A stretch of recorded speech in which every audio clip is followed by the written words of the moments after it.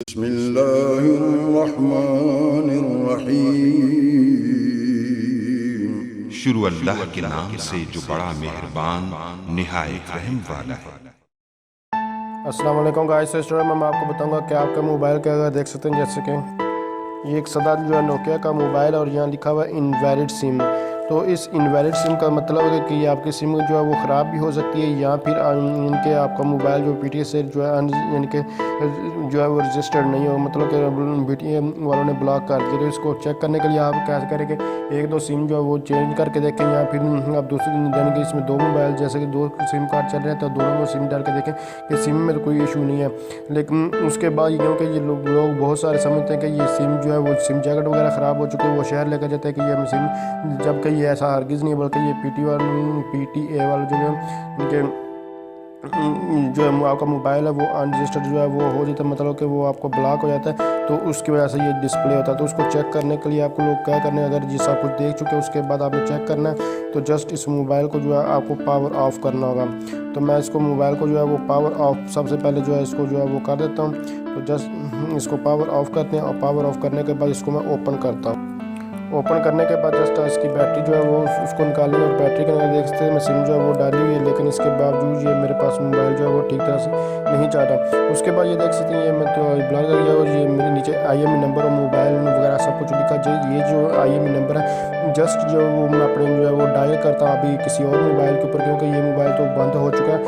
اور اس کے اوپر اب کوئی بھی نمبر ڈائل نہیں ہوگا۔ تو ابھی اسی میں میرے پاس نوٹ 3 موبائل ہے، اس کے اوپر اب میں اس کو آئی ایم ای کا نمبر ڈائل کر کے اس کو چیک کرتا ہوں کہ یہ میرا موبائل واقعی ہی جو ہے وہ بلاک ہو چکا ہے یا نہیں ہوا، یہ کیا کوئی ایشو ہے۔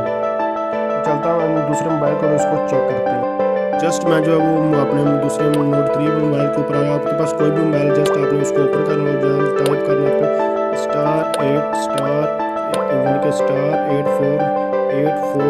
ڈائل کرنا اور اس کے بعد آپ نے جو اوکے جو ہے وہ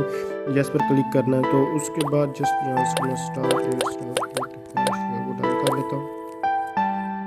تو جسٹ جیسے ہی آپ اس پر جو ہے وہ کریں گے اس کے بعد اردو یا انگلش ایک جو ہے وہ سلیکٹ کر لیں۔ میں انگلش جو ہے وہ سلیکٹ کرنے کے لیے ایک جو ہے وہ پریس کر دیا،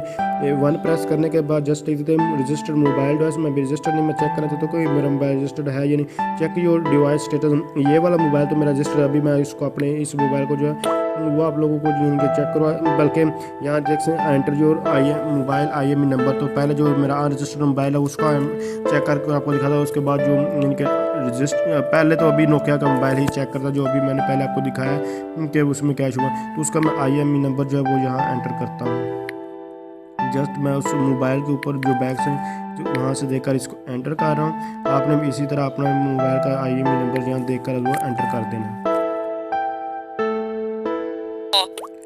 اس کے بعد ایک kindly wait for configuration S M S, تو میسج کا آپ کو ویٹ کرنا ہے، جس اوکے پر کلک کروں گا۔ اس کے بعد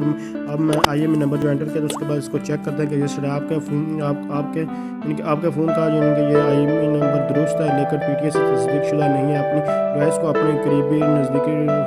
کسٹمر سروس سے جا کر اپنے ڈائریکٹر کے لوکل موبائل نیٹ ورک پر پہلی بار دن کے لیے رجسٹریشن کروائیں اور ایف بی آئی ڈیوٹی ٹیکس ادا کریں۔